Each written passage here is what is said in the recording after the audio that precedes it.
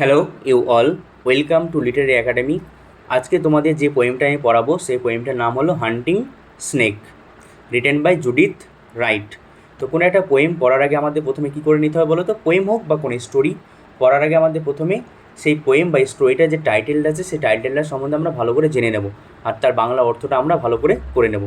তারপরে আমরা কী করবো, পুরো টেক্সটটা পড়বো, তাহলে পুরো টেক্সটটা আমাদের বুঝতেও সুবিধা হবে খুবই।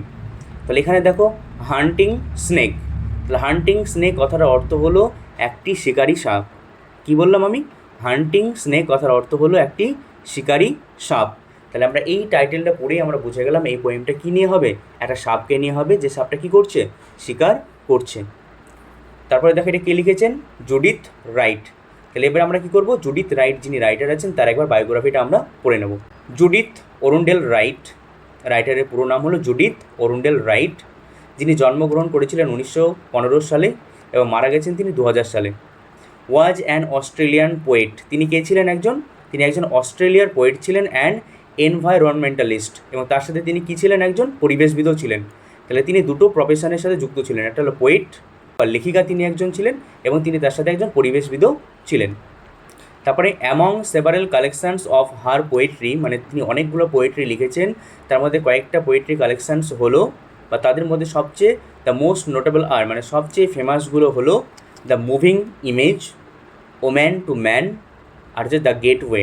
এই তিনটে হলো তার সবচেয়ে ফেমাস পোয়েট্রি কালেকশানস, এবং এছাড়া আরও অনেক পোয়েট্রি কালেকশানস তিনি লিখেছেন। তাহলে আমরা কী পেলাম, জুডিথ রাইট তিনি একজন অস্ট্রেলিয়ান পোয়েট ছিলেন। তাহলে তোমাদের একটা ইনফরমেশন আমি এখানে বলে রাখি, অস্ট্রেলিয়া হলো একটি শীতপ্রধান দেশ। এই জিনিসটা তোমরা মাথায় রাখো, এটা যখন আমরা পড়বো তখন আমি ডিটেলসে এই জিনিসটা আলোচনা করে দেবো, কেন এই কথাটা আমি বললাম। এইবার আমরা যে জিনিসটা পড়বো সেটা হলো এই যে পোয়েমটা আছে হান্টিং স্নেক, এটার একবার সামারিটা পড়ে নেবো, তারপরে আমরা মেইন টেক্সট শুরু করব। তবেই কী হবে, আমাদের মেইন টেক্সটটা বুঝতে পুরোপুরি সুবিধে হবে। এবার দেখো আমরা পড়বো সামারিটা। দ্য ফলোয়িং পোয়েম, মানে এই যে পোয়েমটা আছে হান্টিং স্নেক, ডেসক্রাইবস মানে কী বর্ণনা করছে, দ্য পোয়েটস এক্সপিরিয়েন্স, মানে পোয়েটের একটা এক্সপিরিয়েন্স হয়েছিল, সেই এক্সপিরিয়েন্সটা কী করছে এই পোয়েটে বর্ণনা করা হচ্ছে। কেমন এক্সপিরিয়েন্স?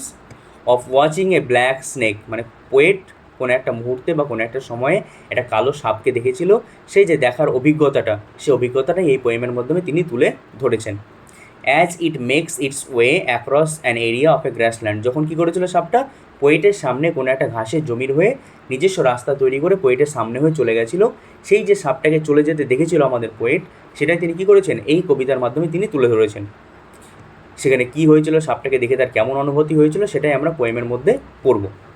তারপরে দেখো দ্য পোয়েট লুকস অন, মানে তারপরে সে পোয়েট কী করেছিল, সে সাপটাকে দেখেছিল, ফ্যাসিনেটেড মানে দেখার পর মুগ্ধ হয়েছিল, as the snake হান্টস for food, মানে যখন সেই সাপটা কী করছিল, আমাদের বলাই আছে হান্টিং স্নেক, মানে সাপটা কী করছে, শিকার করছে। তাহলে যখন আমাদের পোয়েট সেই সাপটাকে কী করতে দেখেছিল, শিকার করতে দেখেছিল, আর এই জিনিসটা দেখার পর তিনি কী হয়েছিলেন, মুগ্ধ হয়ে গেছিলেন। অ্যান্ড ফাইনালি ডিসঅ্যাপিয়ার্ড, এবং ফাইনালি সাপটা কী করেছিল, সেখান থেকে কোনো একটা জায়গায় হারিয়ে গিয়েছিল। তিনি একটা সাপকে শিকার করতে দেখছেন, আর শিকার করতে দেখে যে তার কেমন অনুভূতি হচ্ছে, সেই অনুভূতিটা তিনি কী করেছেন এই পোয়েমের মাধ্যমে আমাদের সামনে তুলে ধরেছেন।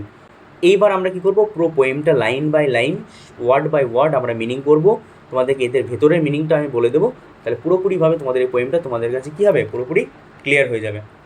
সান warmed in the late season's grace under the autumn's gentlest sky. তাহলে এই দুটো লাইন যখন আমরা পুরোটা পড়বো, তারপরে আমাদের কী হবে, পোয়েমের লাইনটা ক্লিয়ারলি আমরা বুঝতে পারবো। তাহলে কী বলছে দেখো, সান ওয়ার্মড মানে সূর্যের আলোতে পরিবেশটা উষ্ণ হয়ে উঠেছে, in the late season's grace মানে এটা হলো সেই যে সিজন বা সেই যে ঋতুটা চলছিল, সেই ঋতুর শেষের দিকের এটা সৌন্দর্য। Under the autumn's gentlest sky মানে এটা হলো অটাম সিজনের কথা বলা হচ্ছে। তাহলে অটাম মানে শরৎকাল, তো শরৎকালের যে জেন্টেলেস্ট স্কাই মানে মনোরম যে আকাশ, তাহলে শরৎকালের মনোরম আকাশের নিচে কী করছে, সূর্য আলো দিচ্ছে, এবং সূর্যের আলোতে কী হয়েছে, আশেপাশে সমস্ত পরিবেশটা উষ্ণ হয়ে উঠেছে, মানে কি মনোরম হয়ে উঠেছে, মনোরম পরিবেশ তৈরি হয়েছে। তাহলে এখানে এই যে ফার্স্টের দুটো লাইন, এই দুটো লাইনই সবচেয়ে টাফ বোঝা। এখানে বলতে চাইছেন আমাদের কবি যে, যেহেতু আমি বলেছি অস্ট্রেলিয়া হলো একটা শীতপ্রধান দেশ, আর সেই টাইমে যে অটাম সিজনটা হয়, সেই অটাম সিজনের টাইমে যে সূর্যের আলোটা দেয়, সেই সূর্যের আলোটা কী হয়, হালকা একটু উষ্ণ ভাব নিয়ে আসে সে শীতপ্রধান দেশ অস্ট্রেলিয়াতে। আর সেই টাইমে মানুষ কী করে, একটু বাইরে ঘুরতে বেড়ায়, তাদের কী হয়, বাইরের আশেপাশের পরিবেশটা খুব সুন্দর মনে হয়, বাইরে ঘোরার জন্য একদম পারফেক্ট বা পর্যাপ্ত একটা টাইম ওটা বলতে পারো। উই ওয়াকড, আমি বললাম যখন মানুষ ঘুরতে বেড়ায়, তাহলে আমাদের পোয়েট, উই মানে কি পোয়েট এবং তার হয়তো কিছু সঙ্গী তারা কী করেছে, হাঁটতে বেরিয়েছিল। And froze half through a pace, এবং তারা অর্ধেক রাস্তা গিয়ে কী হয়েছিল, তারা স্তব্ধ হয়ে গেছিলো। বরফের মতন যখন বরফ জমে গেলে স্তব্ধ হয়ে যায়, তেমন আমাদের পোয়েটও স্তব্ধ হয়ে গেছিলো তার বন্ধুদের সাথে। কেন স্তব্ধ হয়েছিল? The great black snake went ring by, তাহলে যখন তাদের সামনে দিয়ে একটা গ্রেট মানে ভীষণ বড় ব্ল্যাক কালারের স্নেক ওয়েন্ট রিলিং বাই, মানে রিলিং বাই মানে কি আঁকা বাঁকা পথে বাঁকা বাঁকা গতিতে কী করেছিল, তাদের সামনে হয়ে ছুটে চলে গেছিলো। তাহলে এই দুটো লাইনে বলছে যখন শরৎকালের মনোরম পরিবেশে তারা মানে পোয়েট এবং তার সঙ্গীরা কী করেছিল, বাইরে হাঁটতে বেরিয়েছিল, সেই টাইমে তারা হুট করে কী হয়েছিল, স্তব্ধ হয়ে গেছিলো, যখন একটা সাপ তাদের পাশ বেয়ে আঁকা বাঁকা গতিতে ছুটে চলে গেছিলো। এইবার দেখো সেকেন্ড প্যারাগ্রাফটা কী বলছে। হেড ডাউন, মানে সেই সাপটার মাথাটা কেমন ছিল, নিচের দিকে ছিল। টাং ফ্লিকারিং, মানে সেই যে জিভটা ছিল সাপটা সেটা কী করছিল, লক লক করছিল। অন দ্য ট্রেল, মানে সেই রাস্তাটা হয়ে, তাহলে যেই পাথ বা যে রাস্তাটা হয়ে সাপটা যাচ্ছিল সেই রাস্তায় কী ছিল, সাপটার মাথাটা নিচু ছিল এবং তার জিভটা কী করছিল, বাইরে বেরিয়েছিল, নড়াচড়া করছিল। হি কোয়েস্টেড, মানে সে কী করছে, অনুসন্ধান করছে। কিসে অনুসন্ধান করছে? থ্রু দ্য পার্টিং গ্রাস, মানে সে গ্রাস মানে কি সেই যে ঘাসের শেষ প্রান্ত আছে সেই শেষ প্রান্তে দিয়ে কী করছে সাপটা, খোঁজাখুঁজি করছে। কী খোঁজাখুঁজি করছে এবার আমরা পড়ব। তারপর সান গ্লেজড হিজ কার্ভস, এবং সূর্য কী করছে, তার যে আঁশগুলো আছে বা তার যে বাঁকানো শরীরটা আছে সেটা কী করছে, আলো দিচ্ছে, চকচক করে তুলছে। কিসের মতো? অফ ডায়মন্ড স্কেল, মানে এই যে ডায়মন্ড, ডায়মন্ড মানে কি হীরের আকারের, তাহলে হীরের আকারে যে তার আঁশগুলো আছে সেই আঁশগুলো কী করছে, চকচক করছে। কী করছে? চকচক করছে সূর্যের আলোতে। And we lost breath to see him pass, যখন তাকে আমরা কী করলাম, পাস হতে দেখলাম, তখন আমাদের কী হচ্ছিল, নিঃশ্বাস স্তব্ধ হয়ে গেছিলো, আমরা সবাই নিঃশ্বাস বন্ধ হয়ে গেছিলো ভয়ে। তাহলে প্রথমে কী হয়েছিল, পোয়েটের আতঙ্কে নিঃশ্বাসটা বন্ধ হয়ে গেছিলো, পোয়েট এবং তার সঙ্গীদের। তারপরে থার্ড নাম্বার প্যারাগ্রাফ কী বলছি দেখো। হোয়াট ট্র্যাক হি ফলোড, মানে কোন রাস্তাটা হয়ে সে ফলো করেছিল। মানে হোয়াট স্মল ফুড, মানে কোন ছোট্ট খাবার, ফ্লিট পালিয়ে গেছিলো, লিভিং মানে জীবন্ত অবস্থায়, ফ্রম হিজ ফিয়ার্স ইন্টেন্ট, মানে তার ভয়ানক লক্ষ্য থেকে কোন ছোট্ট খাবার পালিয়ে গেছিলো। মানে সাপের লক্ষ্য যাকে হয় তাকে সাপ কী করে ধরে নেয়, কিন্তু কোনো একটা শিকার কী হয়েছিল, সে সাপের ভয়ানক লক্ষ্য থেকে পালিয়ে গিয়েছিল, তারই তাড়া করছে এই সাপটা। তাহলে ওটাই বলছে পোয়েট, যে কোন ছোট্ট খাবারটি তার ভয়ানক লক্ষ্য থেকে পালিয়ে গিয়েছিলো সেটা সম্বন্ধে কি উই স্কেয়ারসলি থট, সেটা সম্বন্ধে আমাদের কোনো কিছু জানা নেই। স্টিল অ্যাজ উই স্টুড, তখনও পর্যন্ত আমরা কী করছিলাম, ওখানে দাঁড়িয়েছিলাম। Our eyes went with him as he went, মানে সাপটা যেই দিকে যাচ্ছিলো আমাদের চোখও কী হচ্ছিলো, সেই দিকে সাপটার সাথে সাথে যাচ্ছিলো।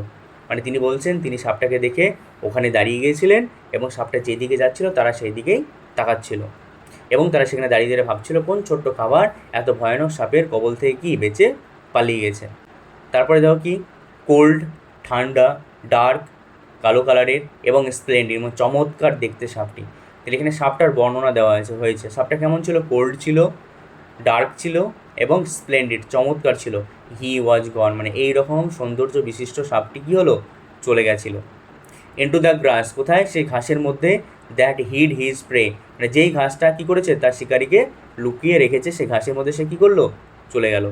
We took a deeper breath of the day, তারপরে সে কী করলো, সে পোয়েট এবং তার সঙ্গীরা সেই দিনের সবচেয়ে বড় দীর্ঘ নিঃশ্বাসটা তারা নিয়েছিল, কারণ তারা কি, তারা হাঁপ ছেড়ে বেঁচেছিল যে বাবা একটা এত ভয়ানক সাপ থেকে আমরা কী হলাম, বাঁচলাম।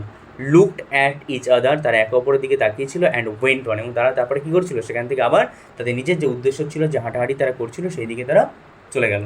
তাহলে তারা কী করলো, সেই সাপটা সম্বন্ধে বর্ণনা করলো, সাপটা কেমন দেখতে ছিল, এবং সেই সাপটা কী করলো, সে ঘাসের মধ্যে গিয়ে হারিয়ে গেল। এবং এটা যখন সাপটা চলে গেল তখন তারা কী হলো, একটা দীর্ঘশ্বাস ফেললো যে হ্যাঁ এবার আমরা সাপের কবল থেকে বাঁচলাম। তারপরে একে অপরের দিকে তাকালো এবং আবার তারা কী করলো, সামনের জার্নি শুরু করলো। মানে এই যে পোয়েম, এই পোয়েমটা তোমাদের কী বলতে চাইছে সেটা যে আমি পুরো সামারিটা একবার তোমাদের বলি, তাহলে এইরকম হবে যে শরৎকালের আকাশ, সুন্দর সূর্য কিরণ দিচ্ছে, হালকা একটু উষ্ণ ভাব আছে পরিবেশের মধ্যে, আর এটাই হলো শীতপ্রধান দেশের সবচেয়ে সুন্দর মনোরম পরিবেশ বাইরে ঘোরার জন্য। তো ঠিক এইরকম পরিবেশে পোয়েট এবং তার যে সঙ্গীরা ছিল তারা একটু বাইরে ঘুরতে বেরিয়েছিল, কিন্তু তখনই একটা সাপ তাদের সামনে দিয়ে কী হয়েছিল, দ্রুত গতিতে ছুটে চলেছিল, আর এটা দেখে তারা কী হয়েছিল, সেখানে দাঁড়িয়ে গিয়েছিল। তারপরে সেটা বললো যে সাপটা কেমন দেখতে ছিল, সাপটা কী করছিল, তার আঁশগুলো কেমন চকচক করছিল সেই জিনিসটা তারা বলল। এবং সেই সাপটা কী করেছিল, কোনো একটা ছোট্ট খাবারকে ফলো করছিল, মানে তারা করছিল যেই খাবারটা তার ভয়ানক লক্ষ্য থেকে কি বেঁচে পালিয়ে গিয়েছিল। তারপরে তারা কী করলো, সেখানে দাঁড়িয়ে থাকলো এবং সে সাপটার দিকে তাদের লক্ষ্য রাখলো, যেদিকে সাপটা যাচ্ছে পুরোপুরি তারা দেখলো। এবং যখন সে চমৎকার সুন্দর দেখতে সাপটা চলে গেল, তখন তারা কী করলো, তাদের যে নিজের জার্নিটা যেটা করছিল তারা, সেটা আবার শুরু করলো একটা দীর্ঘ নিঃশ্বাসের দ্বারা। মানে এখানে আমাদের কবি এটাই বলতে চাইছে এই পোয়েমের মাধ্যমে, যেহেতু তিনি একজন পরিবেশবিদ ছিলেন, তার জন্য তিনি পরিবেশের এত সুন্দর একটা মুহূর্ত তিনি আমাদের সামনে তুলে ধরেছেন। সেখানে তিনি অনেকগুলো এলিমেন্ট বা অনেকগুলো বিষয় সম্বন্ধে আমাদের বলেছেন। সেই বিষয়গুলো হলো পরিবেশ কত সুন্দর হয় অটম সিজনে অস্ট্রেলিয়াতে, সেটা তিনি বর্ণনা করেছেন। সেই সময় সুন্দর ঘাস থাকে মাটিতে, সেটা তিনি বর্ণনা করেছেন। এবং সাপ এবং শিকারি দুজনের যে খেলাটা এখানে তিনি দেখাচ্ছেন, বর্ণনা করছেন, সেটার দ্বারা তিনি কি পরিবেশের যে অ্যাকচুয়াল রুল বা আসল নিয়ম সেটা তিনি তুলে ধরেছেন। যে শিকার কী করবে, শিকার হবে, এবং শিকারই সে কী করবে, শিকারকে শিকার করবে। এটাই হলো পরিবেশের একটা সুন্দর নিয়ম। আর তুমি যদি কোনো সাপকে বা কোনো একটা হিংস্র অ্যানিমালকে ক্ষতি না করো, তাহলে হিংস্র অ্যানিমালটাও তোমার খুব একটা ক্ষতি করবে না। এই জন্য তিনি বলেছেন, যখন তারা যেহেতু সাপটার কোনো ক্ষতি করলো না, এই জন্য সাপটাও কিন্তু তাদেরকে কোনো ক্ষতি করলো না। সাপটা তার আসল উদ্দেশ্যে জার্নি করছিল এবং তার পোয়েটরা কী করছিল, তারা নিজের নিজের উদ্দেশ্যে তারা জার্নি শুরু করলো। তাহলে সবাই আপন আপন কাজে ব্যস্ত হয়ে গেল। এটাই হলো আমাদের পরিবেশের আসল নিয়ম, যে সবাই আপন আপন নিজস্ব কাজে ব্যস্ত এবং সব দিক থেকেই সমস্ত অ্যানিমাল কি সুন্দর। এখানে সাপকে যেমন হিংস্রও দেখানো হয়েছে, আবার সেই সাপকে সুন্দর দেখানো হয়েছে। তাহলে এটা দ্বারা পোয়েট কী বলছেন, যে প্রত্যেকটা জিনিসের মধ্যেই সৌন্দর্য লুকিয়ে আছে, সেটাকে দেখতে যতটাই ভয়ঙ্কর মনে হোক না কেন। যে জিনিস যত বেশি ভয়ঙ্কর, সেই জিনিসটাকে যদি আমরা তত ভালো করে বিচার করার চেষ্টা করি, তাহলে দেখব সেই জিনিসটা ততটাই বেশি সুন্দর। এটাই তিনি কী করেছেন, এই কবিতার মাধ্যমে আমাদের বর্ণনা করার চেষ্টা করেছেন। তাহলে এখানে তোমাদের এই পোয়েমটা শেষ। এই পোয়েমটা পড়ে নেবে, একবার দেখবে, দেখার পর যদি না বুঝতে পারো আরও একবার দেখবে, এবং তারপরেও যদি তোমাদের কোনো ডাউট থাকে সেটা অবশ্যই তোমরা কমেন্ট করবে। আর যারা যারা চ্যানেলটাকে এখনও সাবস্ক্রাইব করোনি, তারা অবশ্যই চ্যানেলটাকে সাবস্ক্রাইব করে নেবে এবং চ্যানেলটাকে ফলো করতে থাকো। এভাবে আমি তোমাদের সিলেবাসের সমস্ত টেক্সটগুলো কমপ্লিট করে দেবো। ওকে, থ্যাংক ইউ।